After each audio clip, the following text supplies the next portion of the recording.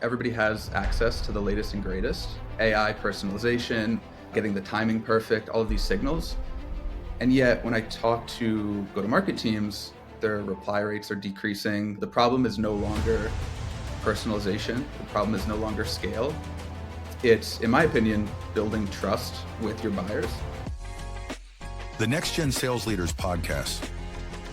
Coffees for Closers.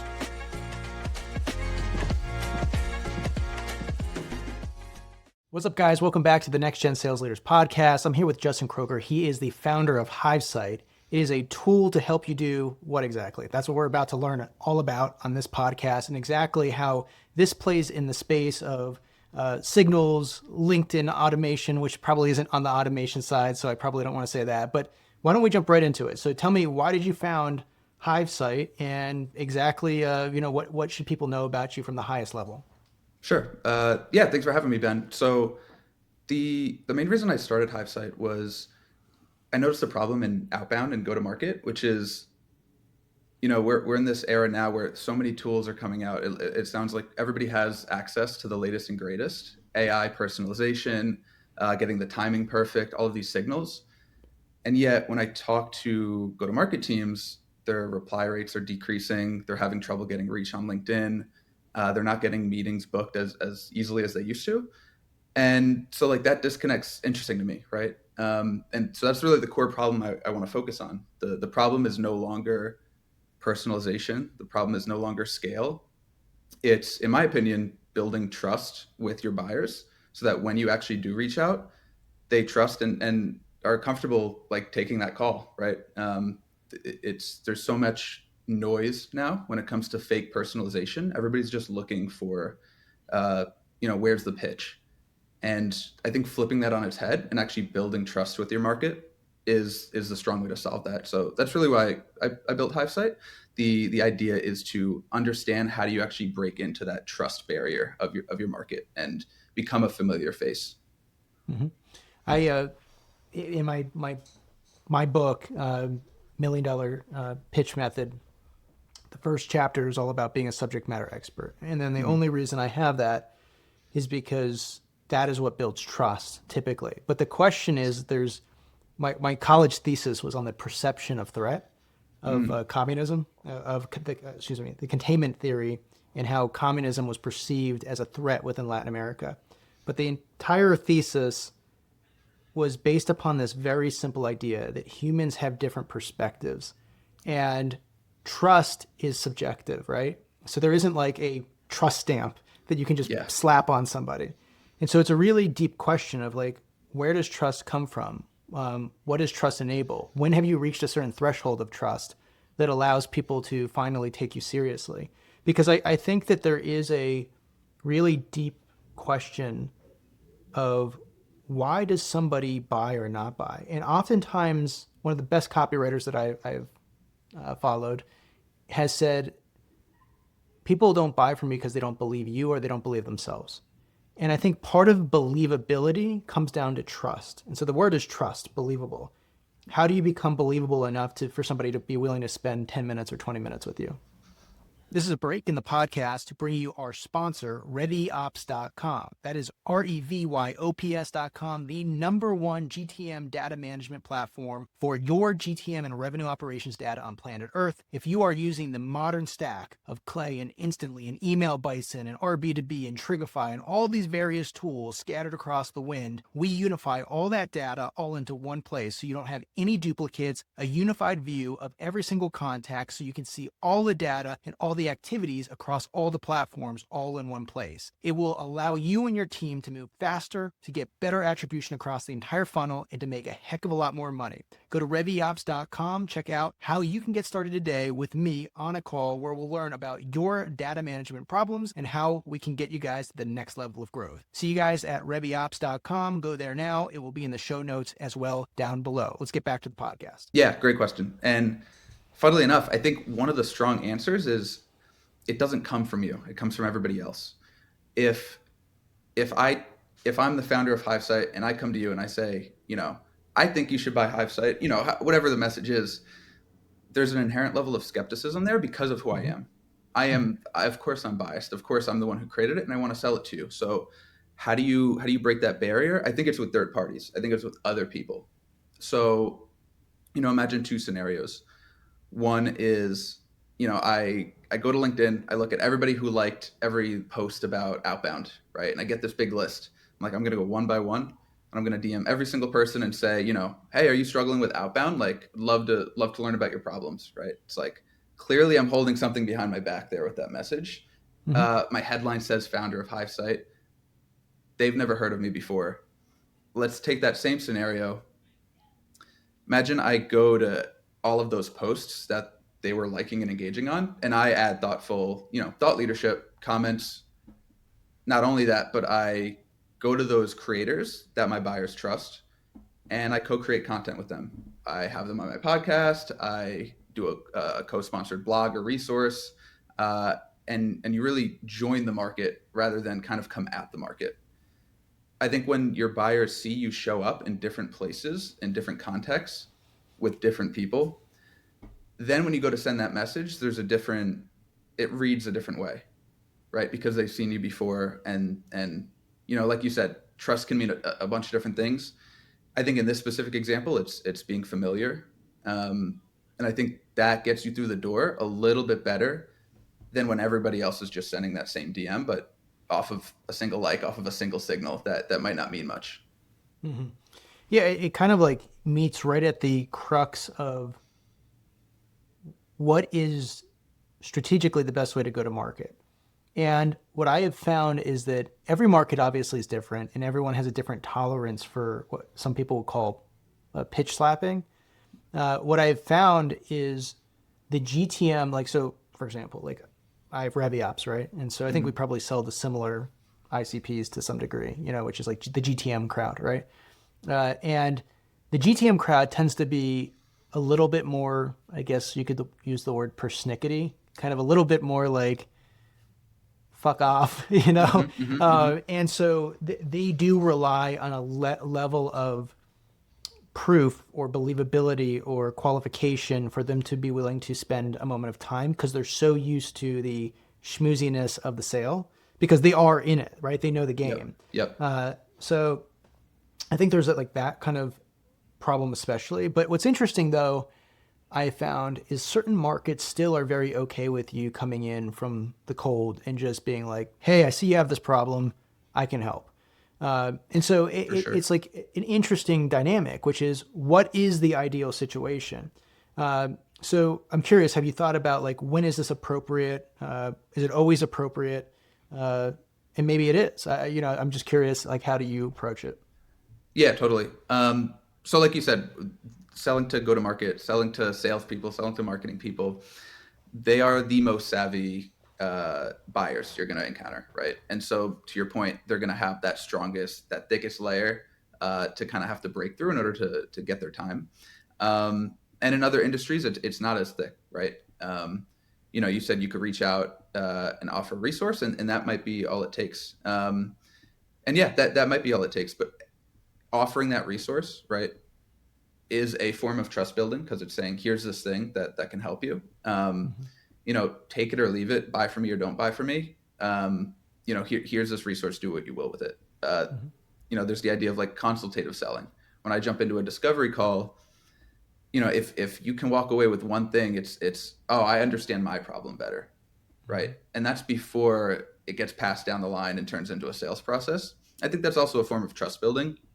So, when it comes to different markets and, who you're selling to, I think all of those things take place. To that same point, the buyer that has less thick skin, the buyer that is easier to get through, I think still showing up in the ecosystem of creators, still showing up, dropping comments, being visible, you know, maybe you would have gotten that first call anyway, but maybe your deal flow speeds up, right? So there's other downstream impacts that building trust up front can have. It's not just, time to first call. It could be time to close.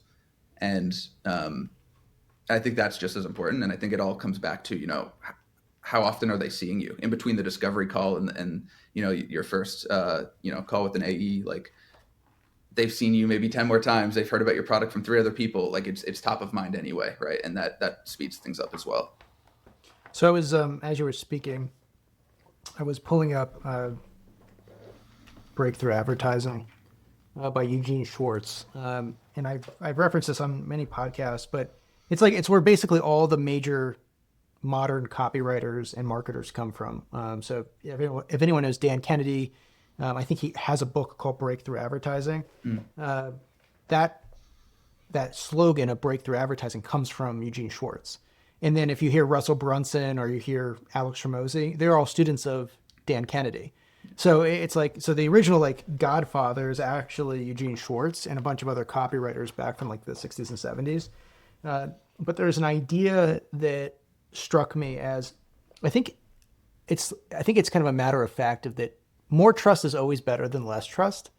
The question is like, what is the threshold where when a certain threshold of trust is not reached, it is like literally like a preventative barrier to proceed, versus like when are there situations where trust is a nice to have, but it isn't a requirement. And I think that's like the crux of the debate, right? Yeah. And I think there's something interesting that people should consider, which Eugene Schwartz talks about in his book. And he says that the title of this chapter is called "The Sophistication of Your Market: How Many Products Have Been There Before You." And so, and the idea is he goes into like, if you are first in your market versus the next stage is if you're second in your market versus the third one is the third stage of sophistication. At this point, your market has entered into its third stage of sophistication. Your prospects have now heard of all the claims, all the extremes. Perhaps they've even bought one or two competitive products. Every time they open a newspaper, another similar headline screams out at them, right? And so it becomes repeated. And then it goes on to the fourth stage, and then the fifth stage. So at the fourth stage, but you are still in a competitive market, and such ads give only a temporary advantage. Such ads presenting a new promise begin a new trend. Within a few months, the third stage of sophistication passes into the fourth stage, a new stage of elaboration and enlargement. So he has all these different tactics to take you through this market development. But I think the point is like, if I don't need any trust. If I go outside right now and I levitate across the ground and I speed off like Superman and I say, you too can have this, and it's believable, right? And it's like, and I actually get your friend, maybe this is where the trust comes in. It's like, oh my God, I just flew too. I think that's almost so unbelievable that it's like, is this real? But if all of a sudden you see like all the neighborhood kids, like just like skating by, levitating off the ground, it's like, okay, there's clear proof. So I guess like it's an interesting thing because, I think if you're selling a CRM right now, it's a hard sell because everyone's heard of a CRM. Everyone has HubSpot.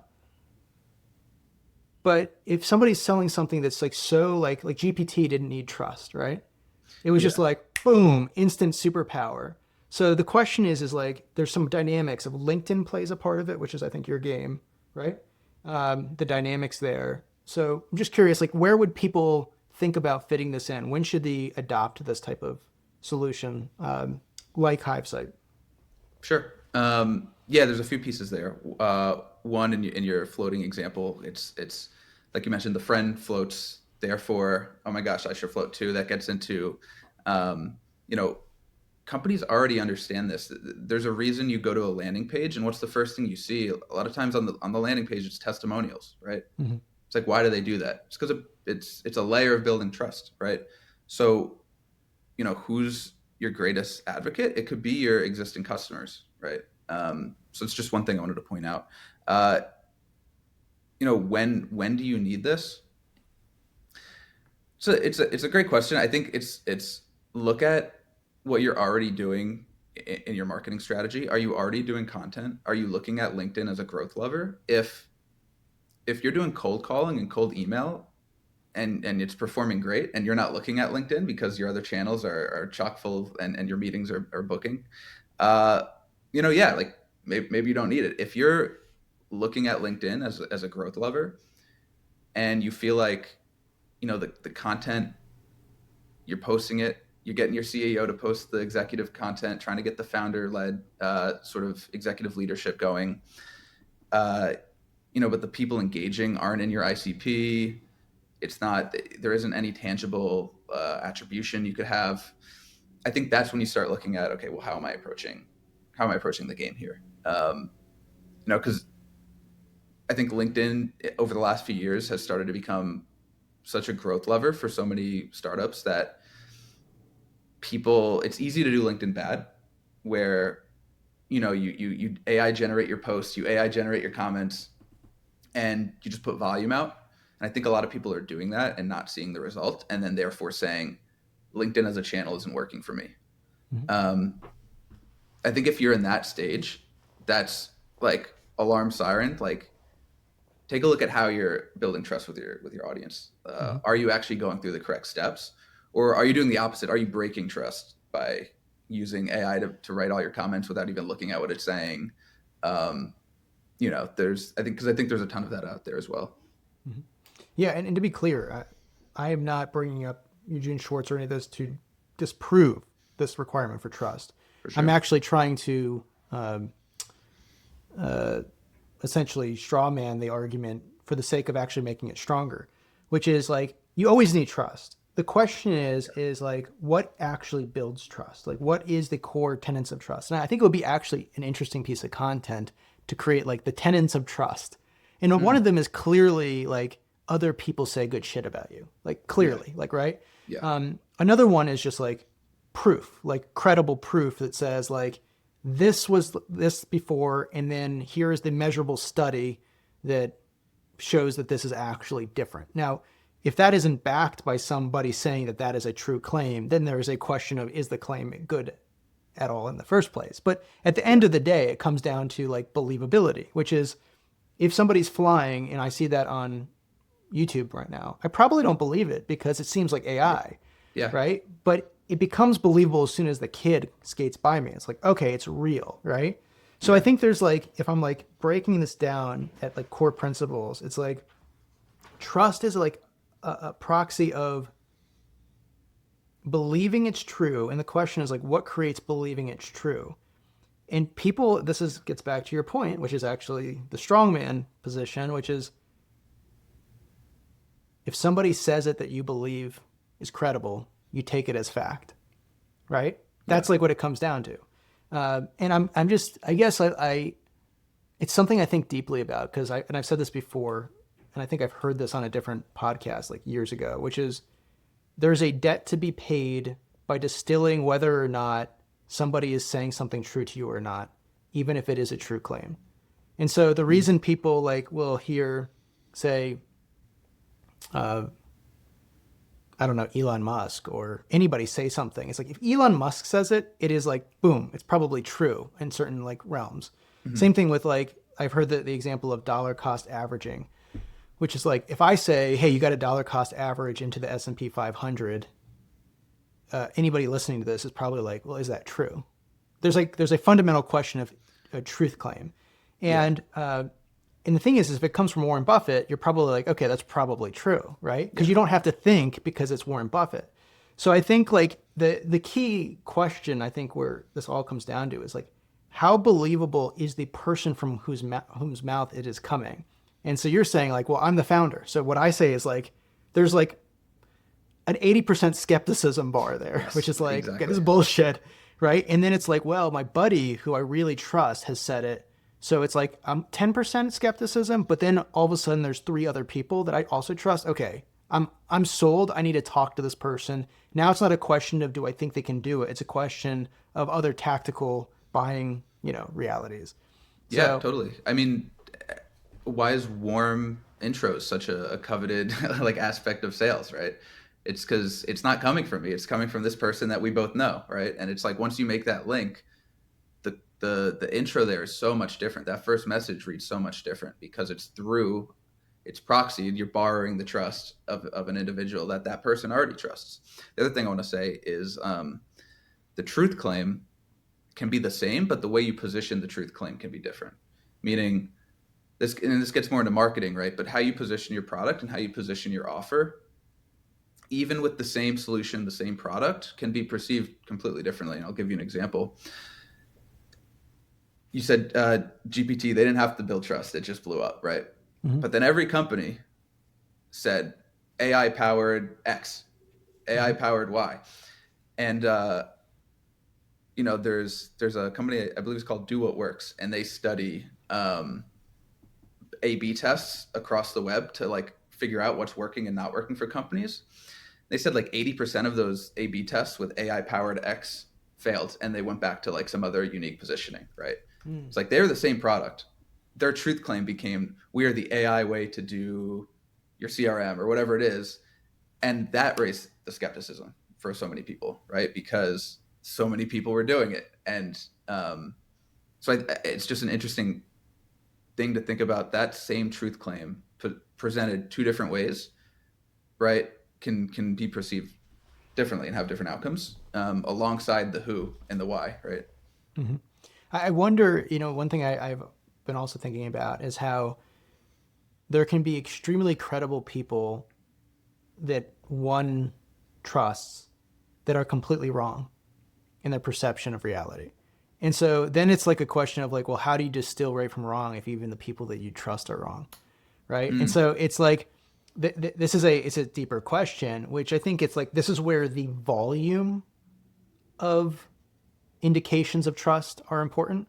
So like the more case studies and the more people and the more so it's like there's actually a volume play at hand. Because I will say that like one thing that's happening in the GTM outbound space right now, and I feel like this is a factual statement because I've been around it long enough, and I'm considered one of like the gurus in the space. People like come to me and ask me questions, and I will say like I network with all the big guys and all the different groups. I think we're all kind of just making it up. I mean, to be honest, like it's like we all have a angle and a sense of what's going on, but I think that the space is so rapidly evolving that most people that are air quote experts are only several years into it anyways. And honestly, I think a lot of people are saying things that are damaging to those that are completely innocent and completely new to the space. And so they hear like, oh, I should just go, for example, like I'm a very contrarian take on vibe coding. I think it's toxic and I think it's bad for people. And the reason for that is because I think that it confuses people's, this again is a believability thing, is people believe actually incorrectly that they can build a stable and reliable app at scale that will be secure, reliable, and actually function across time without any upkeep or testing or support. I mean, as an engineer, you and I know that's not true.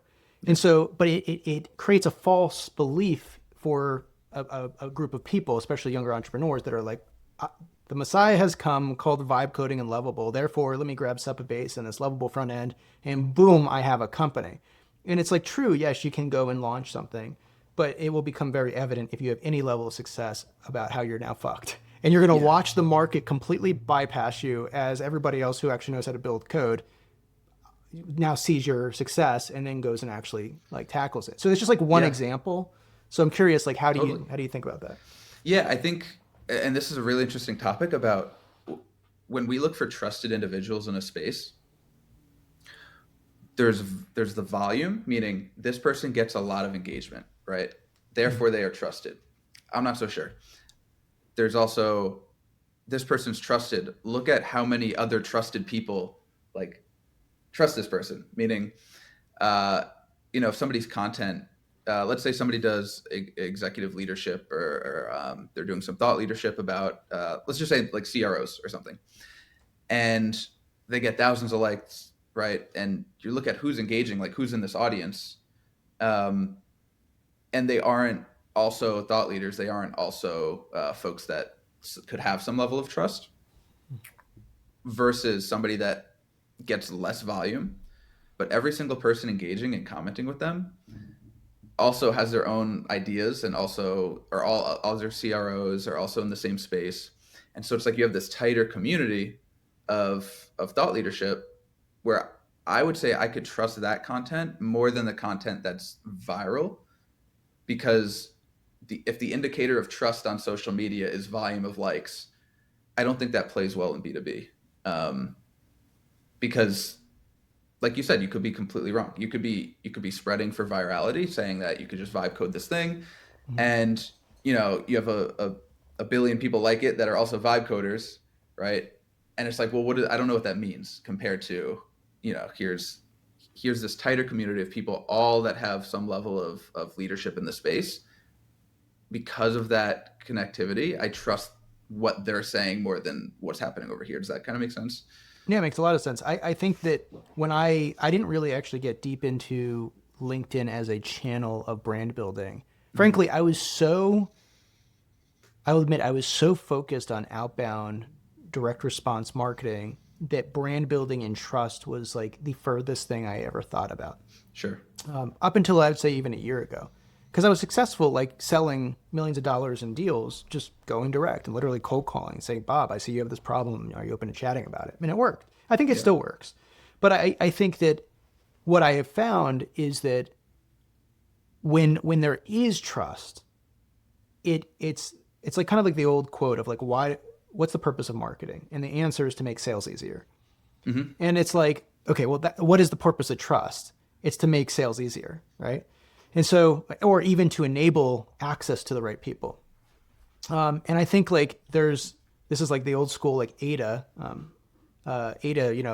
from Glengarry Glen Ross movie, which is like attention, interest, decision, action. And it's like, you could have somebody's attention, but you could have absolutely zero interest. And an interest might be a result of, a lack of need, but it could also be a lack of trust. And I think the problem with virality, especially in the B2B space, is that you could have tremendous engagement on posts and have absolutely zero interest from any of those buyers because they're the wrong ICP, Yeah. but also because I think the content actually doesn't create trust. And what I found was when I got into LinkedIn, like really into LinkedIn, I've been on LinkedIn for years, but I mean like really actually coming up with a strategy about this time last year, I was going for virality. So I hired a coach around, I think it was July or August of 2024. And his name is Chris. He's like one of the top 5 British LinkedIn influencer. I can't remember the guy's full name, but you'd find him. He's like 1 million followers on LinkedIn or something. And his whole thing was like, look, go use Clio and find what else is viral, copy the image, and basically just be constantly on the web finding the next viral theme, and then just literally recreate the whole thing, Yeah. and then just like do that. And I started doing that, and I got like kind of some engagement.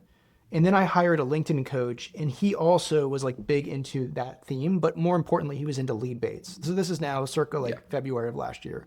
So I actually have in my school community right now, like how to go viral on LinkedIn. And I was able to, for a 3-week period of time, I was able to go viral like clockwork. I mean, even right now, I know how to go viral on LinkedIn. But you'll notice that most of my engaged posts only get about 50-ish likes-ish. And like I did a lead bait post last week that got like a couple hundred. But in the past, I would get 2,000, 3,000 comment type posts. And the reason it worked is because I was making these crazy lead bait claims, like how to scale to $10 million as a business. Here's my blueprint. Now, it happens to be true, but everybody and their mother wanted it. And so what I found was I actually built my whole school community, my 1,300 person school community off of those lead bait posts. But what I found is none of them bought. None of them. And so it's like I got deep engagement because they have a dream of building a $10 million business, but they were all ankle biters and they didn't have any interest in actually converting. And it wasn't my ideal customer profile.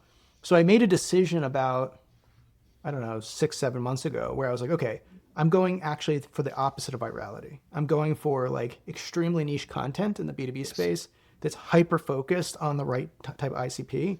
And then it's like, I will become the leader on this particular content with the sacrifice of my engagement will look kind of shitty. But I found it's actually led to dramatically higher conversion rates, even though it's not as pretty. Yeah. I'm happy to hear that because that's exactly what I'm seeing on the data side, right? Like building Hive side, it's been interesting to see so much data just on the posts that perform, the posts that don't perform, what converts. And, we did an analysis where we took, the top 0.001% of LinkedIn profiles and looked at, what is the breakdown? Like what's the pie chart of their audience in terms of ICP? and it's all over the map, right? Like you can't pin it down to be like, oh, this person has sales lead. Like if you're trying to sell to sales leaders, you should go to so and so.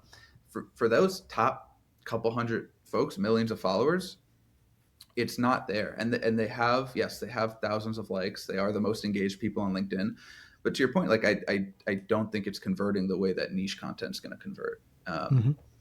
And I don't know, maybe this is a crazy claim, but I almost feel like in the B2B space, being niche and not having as much engagement to some degree is an indicator of trust. Because I think other people understand this, that like the viral content, like it's not like this isn't the D2C world, right? It's not you make some crazy claim, you go get 100,000 likes.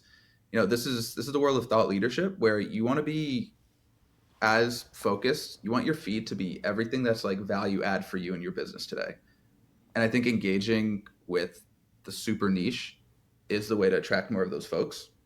And I think you engage more with other people in that space, right? So now the people that you see in your feed and that you comment on, they're in a similar place where they have hyper niche and the audience becomes shared. And I think that way to build a community of LinkedIn creators like is much stronger than shooting for the viral. Because from what I've seen in the data is it doesn't convert, and hearing from you that you actually moved because of that, like, yeah, makes total sense. Yeah, I mean, I was good at converting people into a free group. Yeah. And I'm still pretty good. Like I can build 1,000-person community in about 30 days within any niche, as long as there's a sizable demand. So that's not the problem. The problem isn't, can you get people to do that first action? The question is there actually something deeper there for them to purchase that they will purchase? And what I have personally found, this doesn't make it true for everybody, but for me, what I have found is that people that are opting in on LinkedIn typically are not like your Fortune 500 CEO, right? It's not like you're getting, or even frankly, the average successful founder. It's not like I have the average, like, let's say somebody's doing $2 million plus in revenue, which is like considered to be kind of mediocre in terms of like a revenue for an SMB.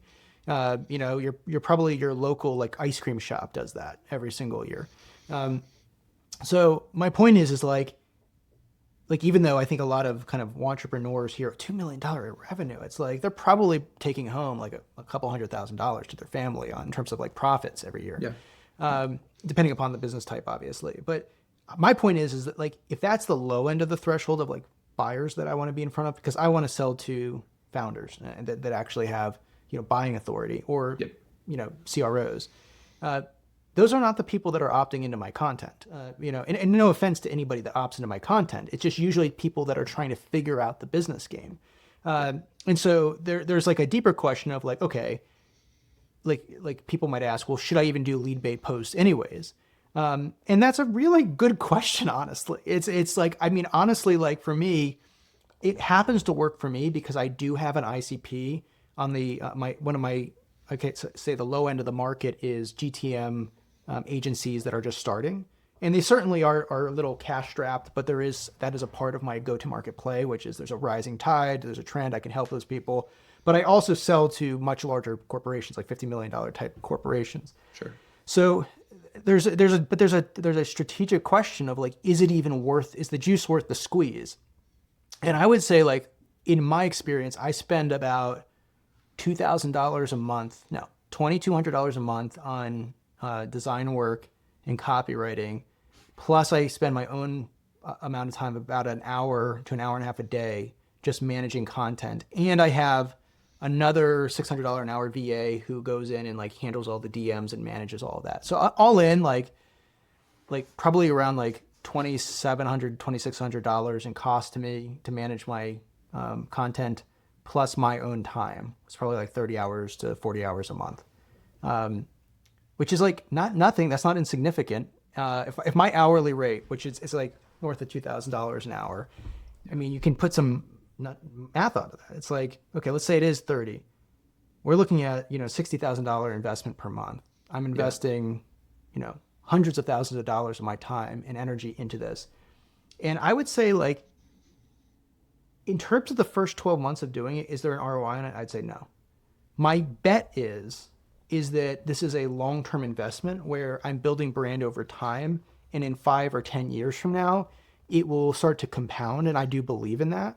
Yeah. I will say the people that I get onto a call that see my content, the conversation is much easier than it Yeah. would be otherwise. But Yeah. I would say that it's a tough thing because most people don't have $2,000 to $3,000 when they're just getting started to invest just in content, you know. Yeah. Totally. And I'm still struggling. It's not like it's like I have pretty good engagement, but it's like at what cost, you know? Yeah. 100%. And the way I look at like the lead magnet posts, it's top of funnel marketing, like marketing 101, SEO blogs. It's in that realm, right? Of Mm-hmm. this is your top of funnel. This is maybe your first touch point with some prospects. It's it's not going to be the thing that converts, right? It's Mm-hmm. when you look at your CRM, it's one touch point of many that you should have over months. And look, maybe you get some inbound off of it, right? Like that's the great thing about doing content this way is, depending on your business model, like you might get people coming in like, oh wow, I saw this like resource, it looks great, like let's hop on a call. That's phenomenal, but like it's not gonna, it's not gonna, like you said, it's not gonna be you post a few times, you're just getting started. It's gonna be, oh my gosh, like everybody's coming in, everything's working. Um, I think it is at the end of the day, it's brand investment, Mm-hmm. and it's no different than building your SEO strategy. It's no different than some of these evergreen like campaigns that you have to run. So yeah, I think that's why I think for anybody listening, because I kind of have a broad range of people that listen. I have the experienced entrepreneur, and then I have the person who's literally just getting their first dollar ever as an entrepreneur, or maybe they aren't an entrepreneur and they're thinking of jumping in. They're just still working for someone else, which is fine mm-hmm. too. But I think the thing I would just like set expectations for is that people grossly underestimate the time horizons in B2B GTM motions. Everyone thinks like, oh, I can just spin up a HeyReach account and I can spin up, say instantly. And 8 weeks later, boom, all of a sudden we're printing money.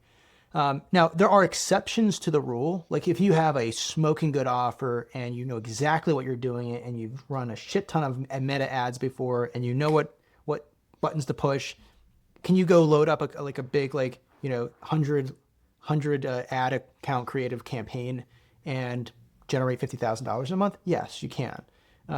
That is like so far not the exception to the. That is like Yeah, I just heard some guy do that. He's like, yeah, we just started 30 days ago. We have 50,000 MRR, and I'm like, great, you know exactly what the fuck you're doing. yeah, But for somebody just getting started, like my suggestion is I would not focus on content, frankly. yeah, I would say, and I just saw this guy who was launching his GTM agency, and he's like, I just got my Instantly account going. I got my HeyReach account going.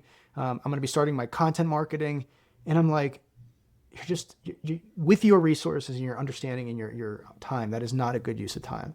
yeah, My first agency, I did $1 million, literally pure cold calling. I found trade publications of the ICP I wanted to sell to. I opened up to the ad section. It was a pretty good signal. They were advertising. And so I would just call them, and it was usually the owner. And I'd be like, hey, is this your ad? And they'd say, yeah, very proud. And I'd be like, if I could 10x the results of the ad, would you pay me instead? That was my pitch. yeah, And they would say, like, yeah. I'm like, okay, can I do a test with you for free for 2 weeks? And you can tell me if you like the results. And that's how I did my first $1 million. So it's yeah, like one of those things where it's not sexy. It's like you never hear anybody doing that today on LinkedIn. Everyone's like basically doing what everyone else does. And I think it's wrong. I think that it's the old adage of what got you to your first, say 5,000 is not going to get you to your next 30,000. It 100%. might, but it might not too. And so I would say I wouldn't do any content or any automation until you're at least $30,000 to $50,000 MRR, at least, in my I'm so opinion. glad you said that. Yeah, because I came to the same conclusion like a few months ago when I'm early stage founder as well. Like I launched HiveSite a few months ago, and I was okay. Like maybe I should start going. Like everything should get started. I should start doing the SEO. I should start doing the marketing, the content. And I was talking to an advisor, and I was like, well, like how did you get your first like 50K MRR? It's like Outbound. Like that's it. Like I didn't post a single time on LinkedIn, and it's like, oh crap. Like I need to be thinking about this differently. Because if I need all of those things to get to 50K MRR, what does that say about my sales process? What does that say about my go to market? How am I ever going to scale beyond that anyway?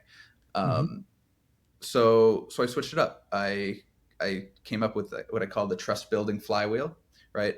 Sort of dog fooding the product, but saying, for these folks that I want to sell to, I'm not going to create content. I'm not going to influencer marketing all of this yet, right? just going to comment where they show up. I sort of pull into Clay, 4,000 people that I'd want to sell to. Then I look at the posts that they're most likely to see in their feed, and I comment on every single one, like thought leadership, not AI generated, but true like insights. Then once they're in that flywheel for a few weeks, boom, reach out. Hey, can I give you this free resource? Can I show you this? And then getting like that started to just sort of pick up, and then start booking me meetings. It's like, compare that to if I was like, oh, I got to make my content for the week. It's going to take me 40 hours. Like I still have to build a product, by the way, as a founder.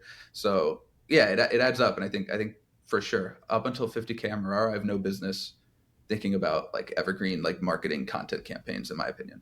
Mm-hmm. Yeah, I mean, it also depends upon like what kind of resource you have.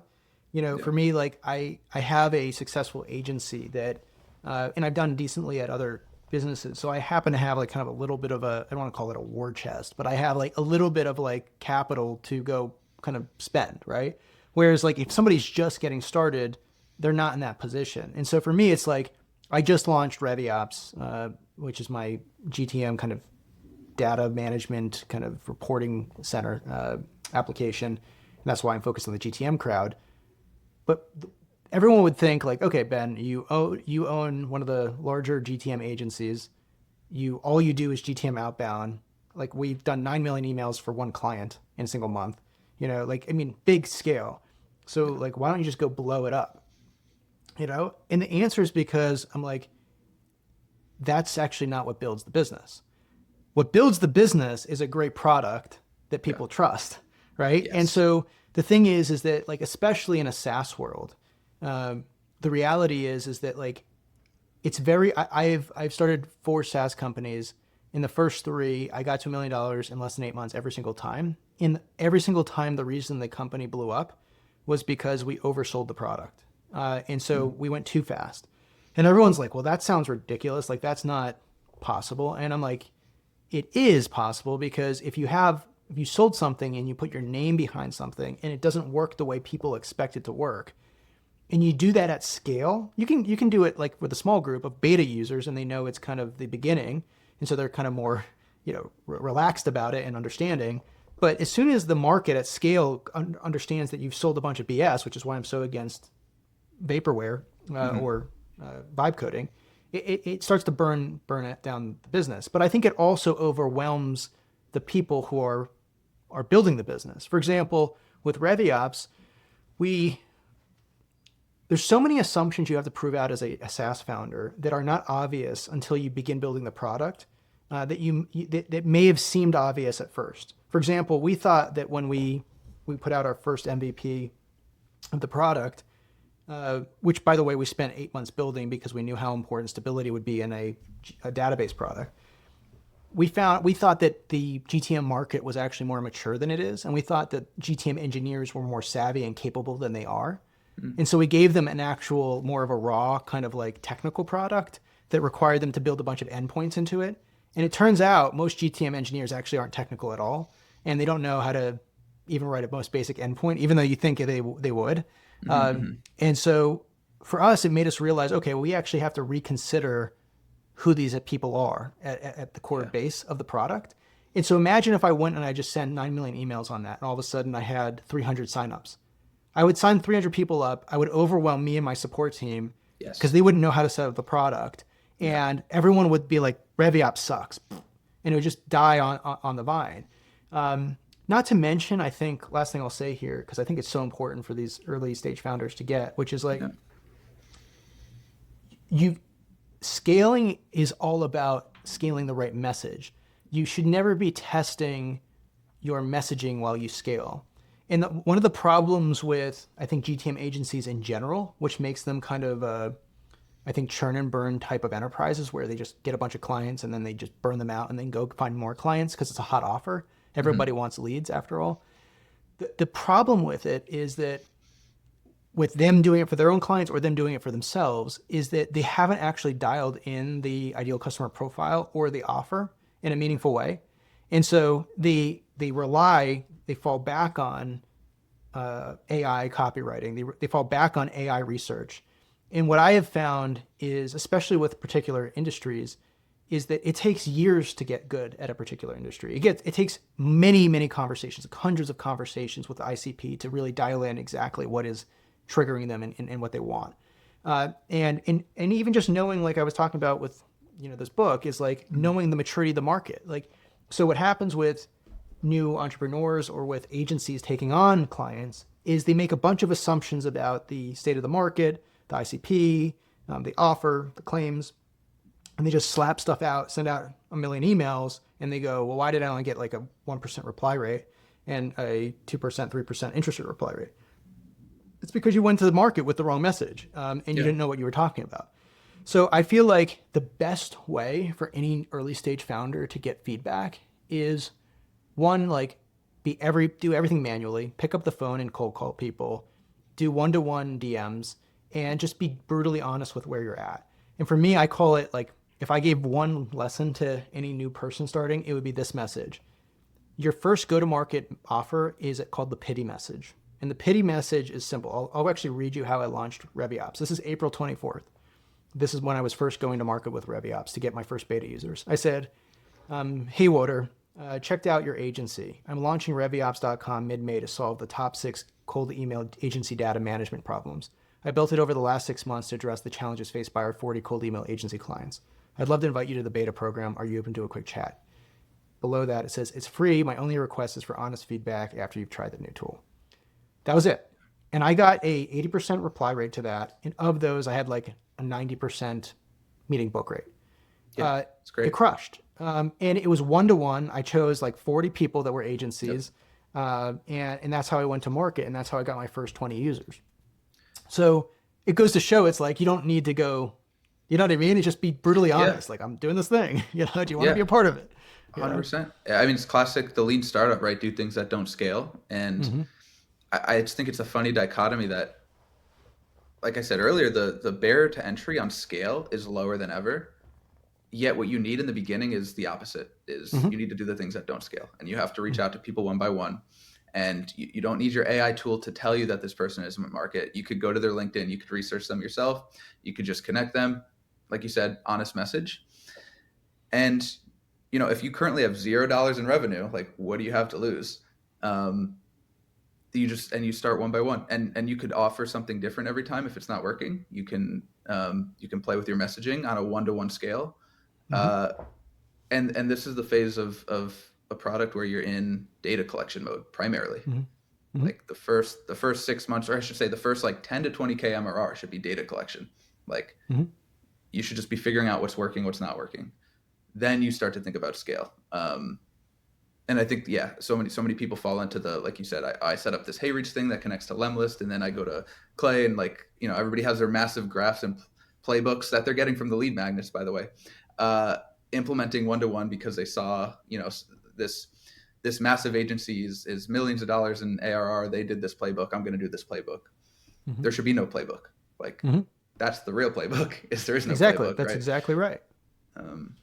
Well, so my acronym, which I feel like I just need to be paid by Dan Martell at this point, but this is a good book, Buy Back Your Time by Dan Martell. But he had a acronym in there which was about like managing people, and I built upon it. And I've said this on many other podcasts, but it's just so core to everything that I think about. And the reason I bring this up is that like frameworks and principles and acronyms are very useful to entrepreneurs because oftentimes the right answer is not complicated or complex, but it is distilling out of the 1,000 variations of what you could try the right answer. And so that's the funny thing about business. It's like the same thing within chess. It's like if I tell you the right opening move in chess, like pawn to, right? And I just say, hey, this particular one, maybe there's like 5 optimal openings for a beginner, right? If I show you, it takes you about 10 minutes to really kind of grasp the basic first move, and maybe another like 30 minutes to understand the basic movement of the pieces. But as we know, chess is infinitely complex, right? And it's a hard game to play. Yeah. And so, but the reason that like having a basic opening is helpful is because it distills all possibilities, because we know that if you make the wrong move here, in 50 moves from now, you have no chance of winning, right? And it's like that idea of like what actually is wisdom is the ability to distill the right move at the right time without thinking, right? It's codified. And so for me, like one of the pieces of wisdom that I have earned the hard way, because I am an OCD over optimizer automation guy. Like I love to create those charts and graphs and automate everything and just watch it move. And I did that for years. And I can tell you that like it's the wrong move. It's because you need to figure out what works without automation and then you automate it. So for me, it's like PPTP is the acronym. It's Puppy Process Training People. But the reason I put puppy at the beginning is because what are puppies? Puppies are little innocent creatures that are playing in the world. And they're also unafraid to go sniff the wrong thing and spend time playing with poop. Yeah. You know, I mean, literally. And so the analogy here is that as an early stage founder, people think they have to have it together and perfectly solve the world. And the answer is like, to your point, is like the playbook has actually no playbook at the beginning, which is, yes, you should focus on the right thing, but the thing that you should be focusing on is your offer and your messaging and your ideal customer profile. Yeah. And as long as you know that focusing point of like, what is my core offer? What's the dream outcome I'm delivering? And is it a compelling offer? And that's why Alex Hormozi's $100 million offer book is such a great starting point, because it focuses people on the right thing. But within that realm, there is a whole world to play with. Yeah. Great. And so that's where people kind of get confused, where they're like, okay, yeah, but I got the offer and then I'm going to just go and automate it. It's like, no, you probably are going to iterate 30 times on that offer. And that's just on like the core offer. I'm not talking about how you communicate it in a one line on a LinkedIn post, or like what is your content strategy around all of that on the front end.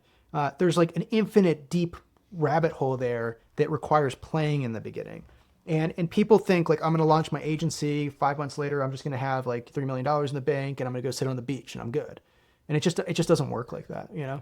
Yeah, 100%. You're swimming in the dark and you're just looking to grab onto something and then grab onto something else and eventually figure out where you are and what you're doing. And I think the other piece of that too is like, what is the scale that you do that at? We talk about don't scale yet, right? Stay small. At the same time, there is like signal to noise, right? And to what degree is your signal that your messaging is working or not working? To what degree is that correct for the rest of the market, right? Like, how do I know that if I do these one-to-one outbounds, like, oh, I craft my messaging, it worked for these people. Did I do that enough times to start to scale it? And so to your point, you know, you run the beginning playbook, it works a few times. Okay, let me scale it. You don't yet know if that holds true across, you know, an ICP. I almost like an ICP is not one thing. An ICP is an idea, and then everybody else either fits neatly within it. Some of them don't fit neatly within it. There's so much nuance to like whatever you define your ICP as. There's going to be a million sub profiles inside of that, right? That behave in different ways. And how do you even begin to understand that until you've swam around for enough calls through enough, you know, what are your disqualifiers? Everybody thinks about what their qualifiers are. Like you want to understand to a pretty strong degree, like what disqualifies somebody from this offering, right? And those are nuances you don't get until you really start to do this again and again and again, not 5, not 10 times, hundreds of times, thousands of times manually, before you're even thinking about, okay, let me run this list to my whole market. Yeah. Mm-hmm. And I think that like I've said this on, so I have for anybody who doesn't know, I have a school group when we also have something called Next Gen GTM, which is a group of agency owners. We meet every Thursday, so it's free. If anybody wants to get in, let me know. You can DM me if you're an agency owner or want to be an agency owner. But within that group, there is this deep discussion of like, what is the right path? And I think there are some core ideas that make a GTM agency work just as like one type of business. And I think there's a completely different set of core ideas around, say, starting a SaaS company. And I think they are sometimes overlapping and sometimes they're not overlapping. In the school group, I have something called Launch Your Offer. And I think there are some core principles there that are true. And one of the things is like just normalizing being lost. Like it is actually the normal state to be lost as an early stage founder. And just groping. That's the whole point of like the definition of Steve Blank from 4 Steps to the Epiphany, who was the mentor of Eric Rice, who wrote The Lean Startup. said like the definition of a startup is a temporary organization to find product market fit. And it's like the whole key word there is find. It's like they need to find product market fit, which means that you are searching. And if you're searching, that means you are to some degree lost. And I think people think that like the normal state is to actually not be lost and it's to be easy. And I think normalizing that lost is actually okay and normal, it has an emotionally positive impact on the founder because they realize, okay, this is not like, this is supposed to be like this. But I think with that being said, the question is, well, how do you become less lost? And the idea that I think a principle that works well is like, go find the top 3 beachhead markets. And by beachhead, I mean like your original core ICPs that you want to test your hypothesis, which is your offer against, and just see if it resonates with them. And I like the old idea of like, yes, there's net promoter score, which is like, how likely are you to refer this to a friend? But you can't really ask that. And it's on a scale of 1 to 10, and ideally it should be like 9+. You can't really ask that unless you actually have a working prototype that somebody has actually utilized. Yeah. So then there's like a different question that I've heard. I don't know who said this. I think it's the guy who wrote Business Model Canvas, but I can't remember. He said something like, you ask people, if I was to remove this from your organization, how painful would it be for you? And the answer was like, not painful at all. I'd be mildly annoyed, or I'd like be dying. And if like not at least 40% of the people said I'd be dying if you remove this from me, then you probably don't have product market fit. But then there's like but that still relies upon people utilizing a product. So the question is like, how do you validate early ideas? And the answer for me, has always been the mom test. That's the reason in my school group, the launch your offer thing starts with the mom test. And what I've done every single time is I go and I talk to 50 ICPs. So I choose 3 beachhead markets. I find 3 ICPs. I come up with my top 50 of each, which it comes from Chet Holmes's Ultimate Sales Machine. And then you do the thing I just talked about on like a direct message or a cold call.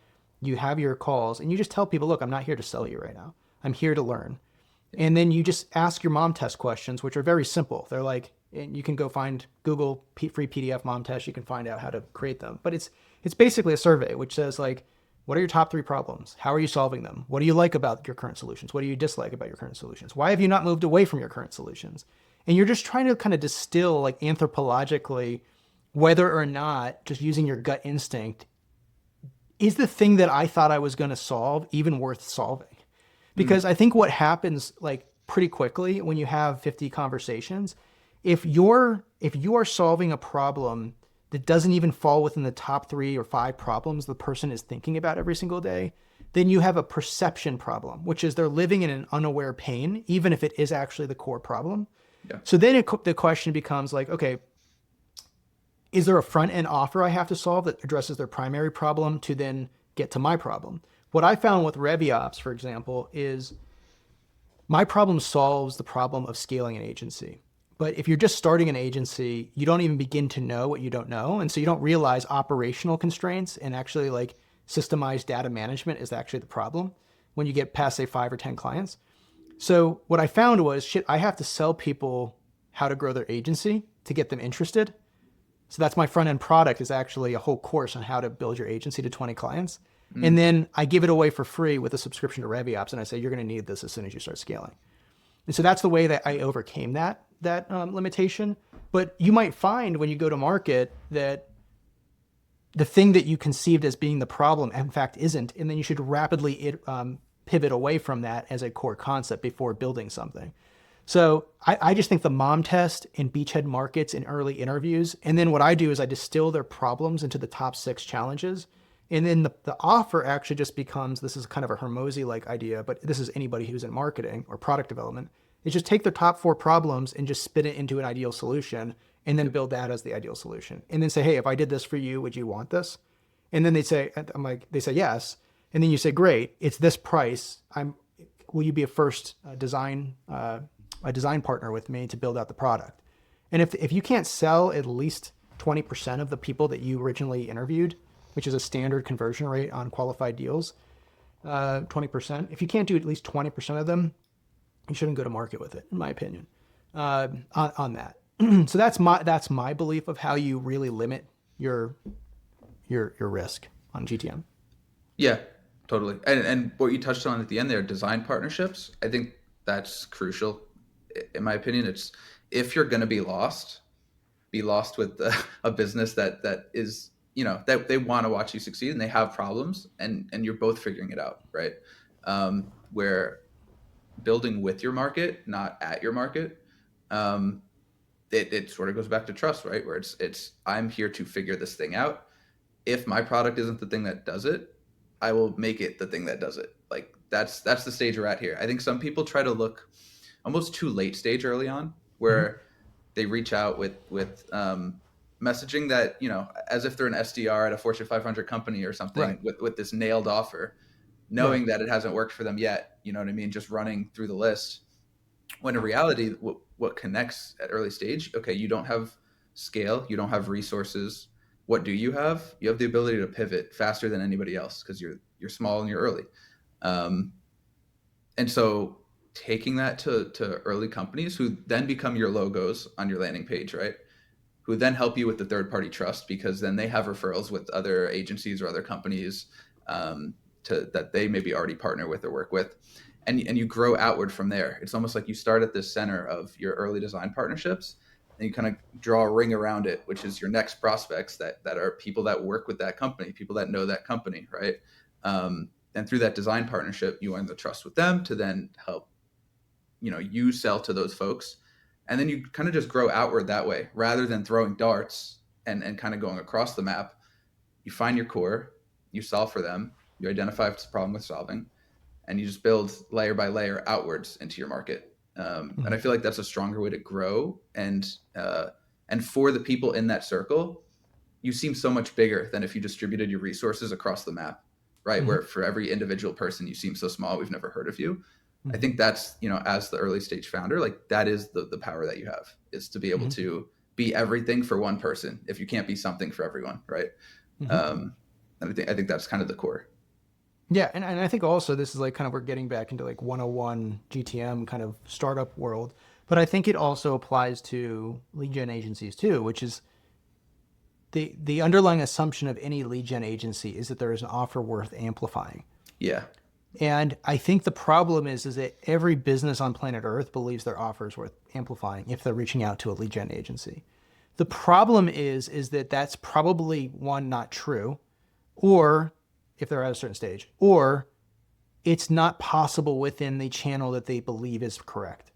So let's say that like there's the first version, which is like I'm a owner of a business, say that I'm doing $500,000 in revenue. I finally feel like I have a good offer and I want to scale up. And it's like, okay, how did this person get this revenue in the first place? Well, referrals came in, people are saying good things, they have good case studies, testimonials. And it just turns out that like when you try to actually use that messaging to articulate the value prop, not through word of mouth where there's high trust, but through like a cold message, it just doesn't resonate with people through say a direct LinkedIn message of any sort. Like it's just Yeah. like let's say you can't just describe it. Yeah. Now maybe that's a false belief and maybe it is possible, but maybe it's not. I've seen messages that literally just you cannot cold sell, meaning like straight through a message to like get somebody on a call, Yeah. because it's such an obscure thing that it's hard to describe. Another scenario is just that the channel doesn't work for that particular market. For example, like I went really deep into the oil and gas navigation market for like GPS. If you try to sell through strict LinkedIn messages, you are going to have a hard time. If you try to sell strictly through cold email, you're going to have a hard time. If you just pick up the phone and just cold call them, you'll probably have a fine time. It's like that Yeah. channel works. And so people would just give up because they're like, I tried to cold email and it just didn't work. I'm like, well, how big is first off, how big is the market? If you have less than 30,000 accounts in your market, you should probably not be doing cold email, period. Unless you have an extremely dialed offer that has some extremely dialed hook that has high credibility and that everybody loves. Because otherwise you're just going to blast the market. I could send 30,000 emails today, and you can Yeah. just completely destroy your offer or your market. But also it's like, it just might not be the right channel, like I just said before. So that's where it's like all these small one-to-one iterative tests, you're going to learn a lot more through 10 phone calls on messaging or through 20 mom tests on messaging than you would ever doing it through cold email, and you're like, well, I can see what subject lines are working. I could segment my 30,000 accounts by, I don't know, 6 subject lines and have 5,000 per campaign, and we could just see what's working. And I'm like, yeah, but you just ran out of your market. Yeah. So it's like, so what are you gonna do? Wait 90 days and then do it again? And what if you're wrong the first 5 tests? Well, it's like, and you get like a 0.1% reply rate or 2% reply rate. It's like, are you just completely cooked at that point? So from all these reasons, I always tell everyone, I'm like, look, go slow to go fast. If you're going to be a lead gen agency, you better be certain that your offers cook for that market. And that's the reason why I tell people vertical agencies are ideal, because I'm like, every time you go into a new realm with a new ICP and a new offer, you are taking a fundamental risk on it not working for that channel in the messaging you select. So the deeper you can go into a market, the more beachhead markets you've tested previously. And so if you solved it for 4 or 5 clients, you probably can solve it for another 5 to 10 clients. And that requires big markets, and there's all these other discussions around that. But I think people just don't get that, like, marketing is hard, messaging is hard, the world is noisy, and just blasting people with AI messages, it just doesn't work, Yeah, 100%. Like, if there's one message I could leave with the world, it's do not continue to engage in the AI outbound that the rest of seemingly the rest of the market wants to engage in, where reply rates are dying, people are more skeptical than ever. It's do the things that don't scale, build trust, start small, and grow from your core rather than spamming and throwing everything and hoping something hits. Because I think, one, as a result, you build better relationships, from starting at a core. And if you could just get 1,000 people to love your product, scale becomes effortless. That's when the real word of mouth starts to kick in. That's when the real network effects start to kick in. And if that's, your number one goal, rather than have above a 3% reply rate, then I think you're positioned much stronger in today's market. Yeah, 100%. That's actually the thing I ask everyone at the end of this podcast is like, what was maybe the message you would leave with the world? So I'm glad you hit that. But I think, again, anybody listening, it's like, just remember, it's okay to be lost in the beginning. Go much slower than you actually think you should. Test your offers rigorously at a small scale before you scale them. And if you're an agency, like, don't just take on every type of client on planet Earth, because you're just creating pain for yourself and the clients, and it will take you a year before you burn out. But I could save you a year if you just choose your top 3 beachhead markets, try to get early case studies and wins for those people. Make sure that it's easy for you. If you can't easily generate results with your offers and your channels that you're using, then how the heck are you going to do that when a $10,000 a month or $4,000 a month or even a $2,000 a month contract is on the table? You're just going to look like a fool. You're going to feel like a fool, that you're going to hurt the person's believability on future purchases of this type of product and service of lead generation. So it's just better just to go slow. And just know that, like, there's no easy answers. I just think that people think that when they see like Clay and Instantly and HeyReach and all these automation tools, they think that is the answer. And that's just the vehicle to deliver a message. And the message is what is the problem. And that's why, like Russell Brunson says, like, if you're not selling, it's usually a problem with your hook, your story, or your offer. Those are the 3 things. He never says it's probably a problem with your automation tool. He says it's your hook. It's something you do to grab people's attention. Your story. What are you telling people about who you are and what you're about and the journey you're on? And then what is your offer? What are you giving people? And look at those things first. Don't just try to scale. So where can people find you online? What's the best way to reach you? LinkedIn. I think my handle is jkroeger123. If you want to just connect with me, love to chat about any of this thing. Go to market, trust. Feel free to reach out. Yeah, love to chat. Cool. So everyone, there's going to be some links in the show notes. We will, obviously this will be on Spotify. And if you're watching on Spotify or any of the major channels for this podcast, you can also find us on, just look up the Next Gen Sales Leaders podcast on YouTube as well. So I think that's it, everyone. Another episode of the Next Gen Sales Leader podcast. Really thanks for coming on, and really appreciate you. And we'll see you guys on the next episode. See you later, everyone. Cool. Thanks, Ben.